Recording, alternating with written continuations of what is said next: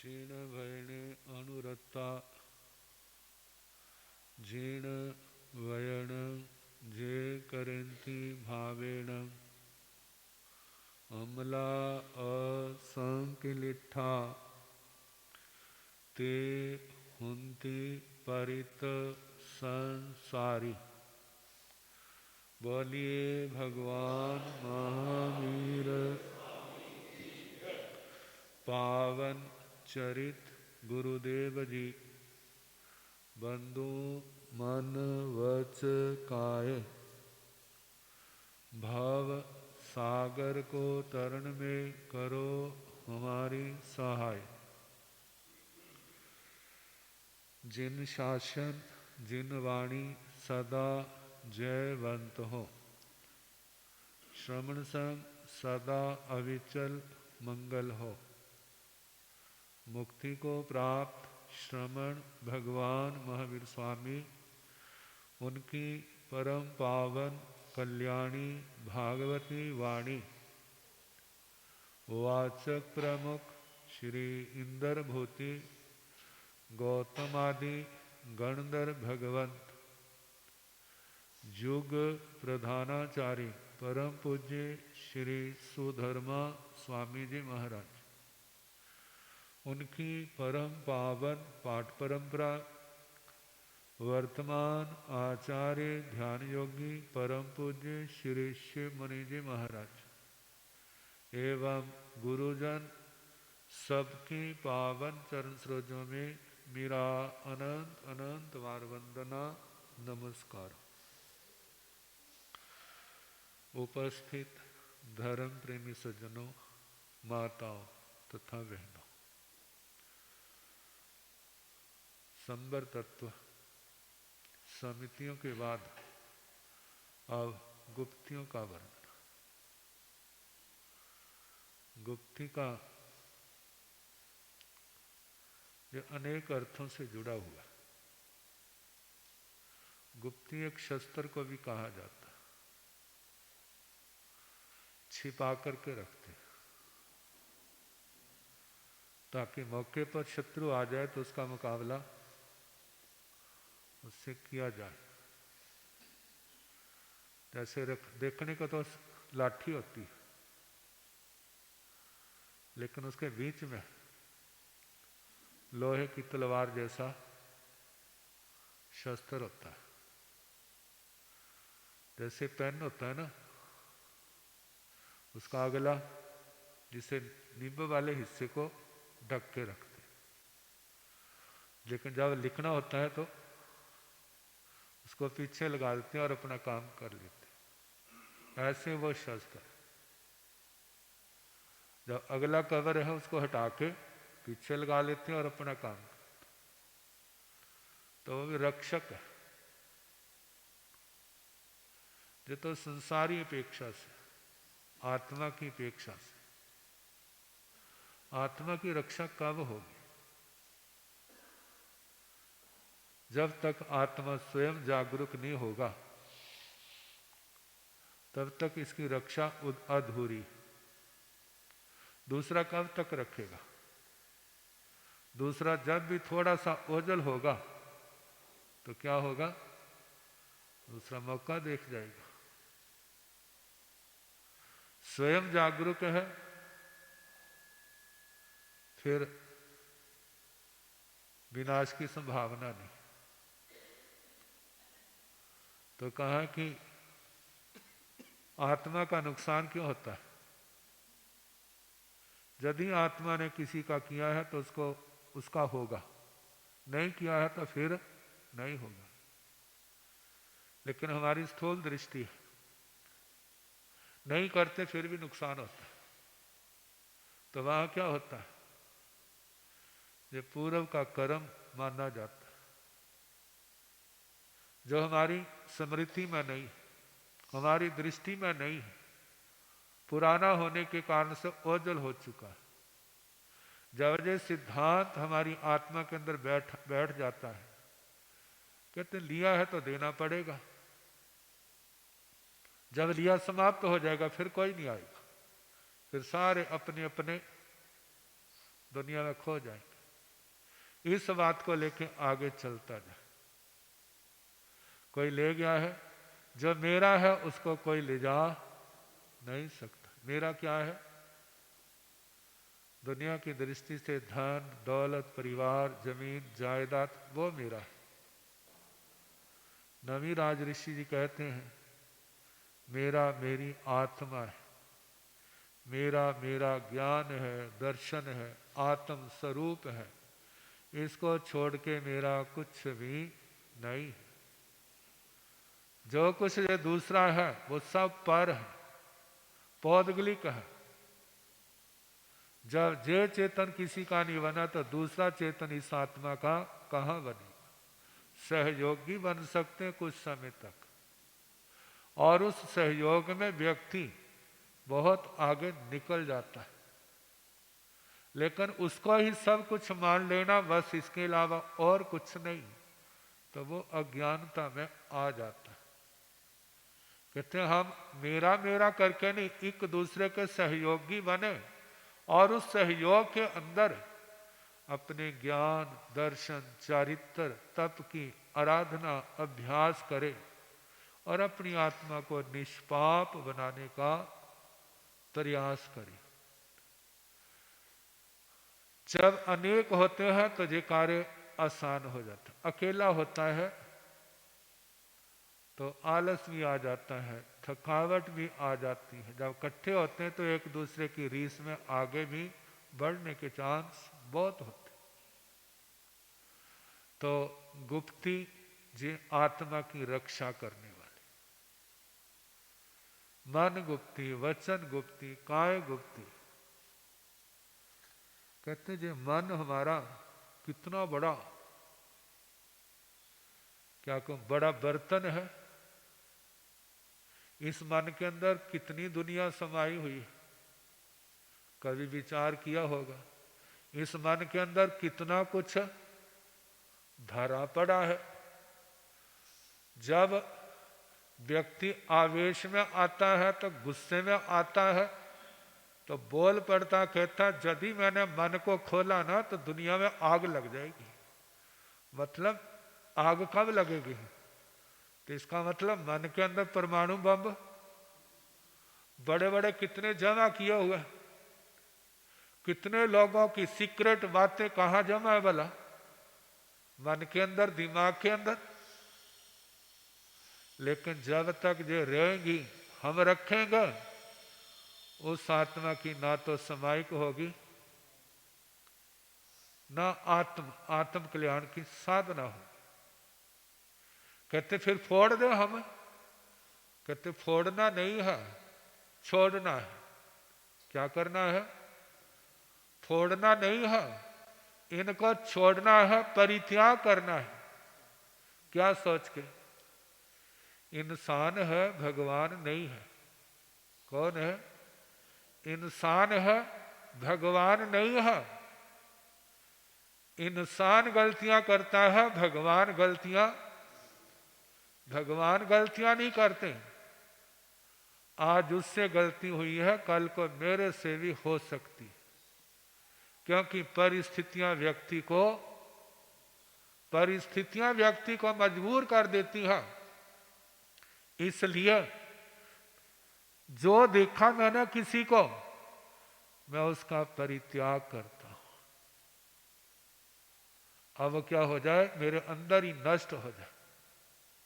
मेरा चाहे नुकसान हो, लेकिन किसी का नुकसान ना हो, उसको छोड़ देना। किसी ने बुरा किया है, भगवान कहते हैं उसको क्षमा कर दो।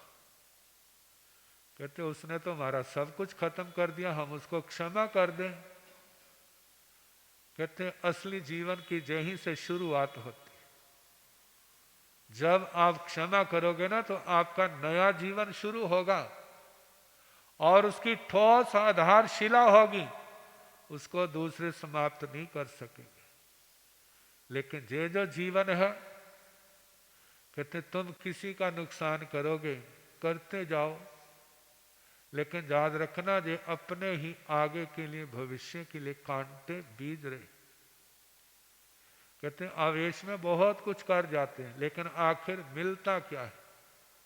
जीवन खराब, संपत्ति खराब, परेशानी अलग, कर्मों का बंध अलग, भविष्य अंधकारमय वो अलग।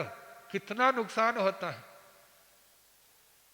कहते समझदार सोच समझ के काम करता है, जिसमें अपना भी लाभ और दूसरे का भी लाभ। वही व्यक्ति देखा जाए सफल है। अपना लाभ देखने वाले, दूसरे का नुकसान देखने वाला, करने वाला थोड़ी देर के लिए कह दो सफल है, लेकिन वो सफल व्यक्ति नहीं है।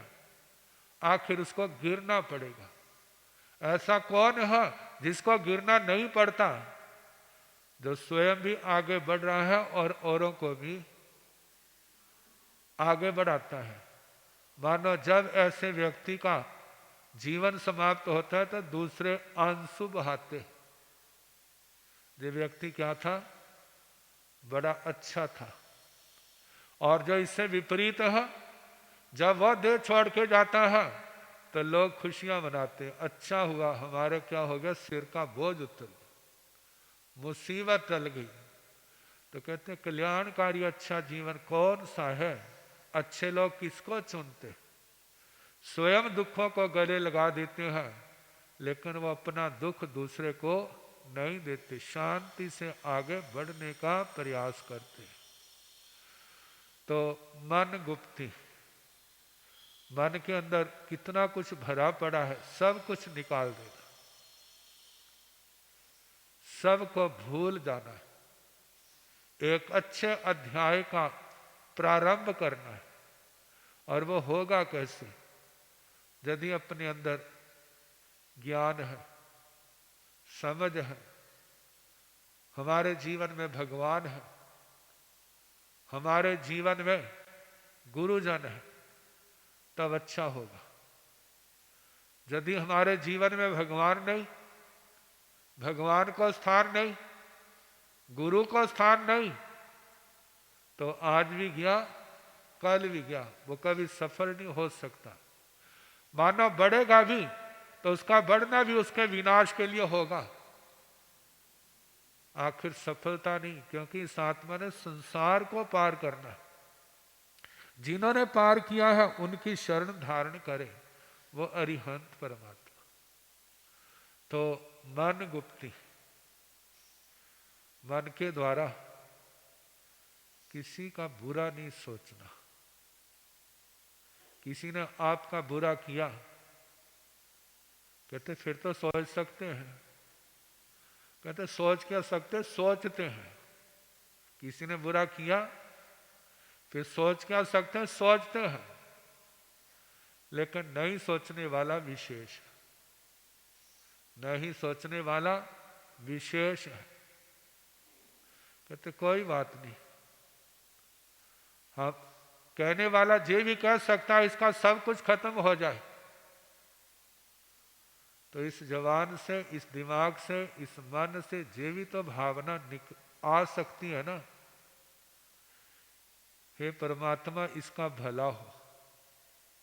पता नहीं क्या मजबूरी थी जो इसने ऐसा किया, अज्ञानता के कारण किया या इसकी मजबूरी थी, कोई बात नहीं, मैं इसको सहन करता हूं। दुनिया में इतना कुछ सहन करते, मैं सहन करता हूं। कहते हैं इस सहने का प्रभाव पड़ेगा, हो सकता अब ना पड़े, समय आने पर वो सोचने के लिए मजबूर होगा।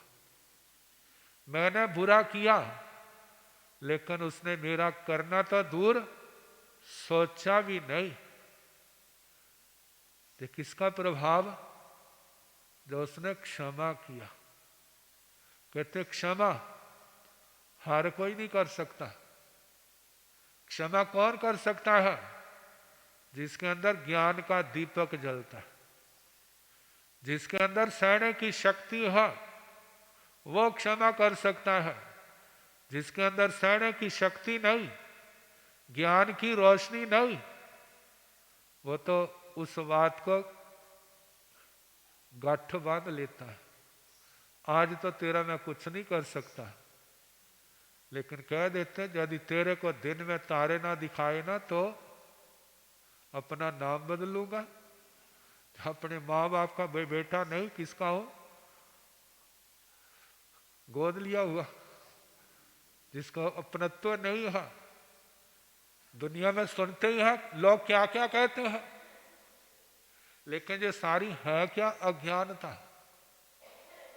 कहते सुलझे को उलझाना बड़ी बात नहीं है, लेकिन उलझे हुए को सुलझाना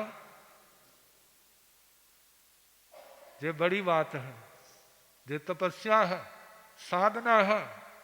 और जो श्रेय किसी किसी को मिलता है, हर किसी को नहीं मिलता। तो इस मन को ठीक करना है।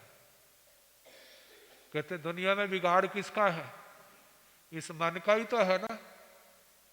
बेचारे शरीर और जुबान तो बदनाम है, क्योंकि कोई भी बात पहले मन में आती है, फिर उसके बाद जुबान में आती है, उसके बाद हाथ पैरों में, शरीर के अंदर क्रिया रूप होता है।